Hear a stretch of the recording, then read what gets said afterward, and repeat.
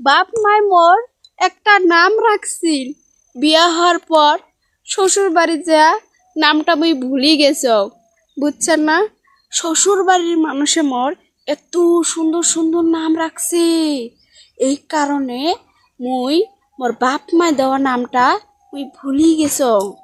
তো শ্বশুর বাড়ির মানুষগুলা মোর কি কি নাম রাখছে তোমরা কি জানেন? জানেন না? তো কি কি নাম রাখছে মুই তোমাহারক কম, তোমাহারক শুনলে ভালোই লাগবে।